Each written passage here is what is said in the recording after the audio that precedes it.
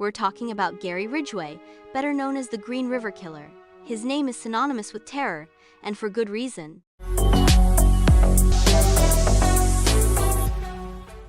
This man's killing spree spanned nearly 2 decades, claiming at least 49 lives, though he confessed to far more. That's right. Ridgway himself estimated the number could be as high as 80.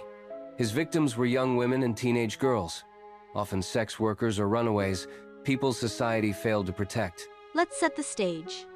It all began in the early 1980s, around Seattle. The Green River itself became the first major clue in this case when, in July 1982, the bodies of 5 women were discovered in or near the water. The media quickly dubbed the killer the Green River Killer, but back then, no one knew the scope of what they were dealing with.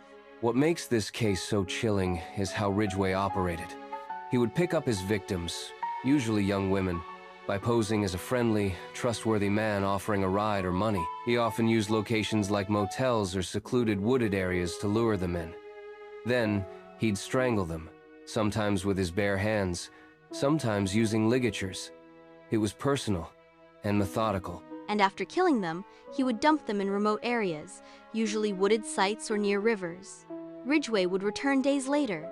He admitted to engaging in necrophilia with the remains. Disgusting. And he did all of this while leading what seemed like a normal life. Ridgway was married multiple times and worked steadily as a truck painter. Co-workers described him as quiet, maybe a little odd. That's the most terrifying part, isn't it? The stereotype of a deranged loner doesn't fit here. Ridgway was ordinary on the surface, which helped him evade capture for so long. Even when he came under suspicion in the 1980s, police couldn't pin him down. They questioned him, took hair and saliva samples, but forensic technology at the time wasn't very advanced. It's hard not to feel frustrated for the investigators. They had this monster in their sights, but lacked the tools to stop him. And while they were working tirelessly, Ridgway just kept killing. He knew how to cover his tracks, choosing victims who wouldn't be immediately missed and dumping their bodies in ways that made evidence scarce. The break in the case didn't come until 2001. By then, DNA profiling had advanced significantly. Investigators revisited the evidence and tested samples they'd collected years earlier. When they matched DNA from several victims to Gary Ridgway, they had him. He was arrested while leaving his job. Imagine the shock for his co-workers. And that arrest was just the beginning. Once in custody, Ridgway made a deal. He confessed to 49 murders and agreed to help investigators locate the remains of more victims in exchange for avoiding the death penalty. He ended up leading them to the burial sites of several women who had been missing for years. He showed no remorse, no empathy. He described the murders in chilling detail, as if he were recounting mundane events. It's hard to stomach, but his cooperation did provide some closure. Closure, yes, but at a terrible cost.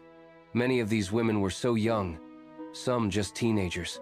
Ridgway specifically targeted women who were already vulnerable, already struggling. It's a gut punch, isn't it? Gary Ridgway, with 49 confirmed victims and possibly 80, is one of the deadliest U.S. serial killers. The scale of his crimes is devastating. DNA profiling caught Ridgway, preventing him from evading justice. It's unsettling to think of how many cases remain unsolved, with killers believing they've escaped accountability.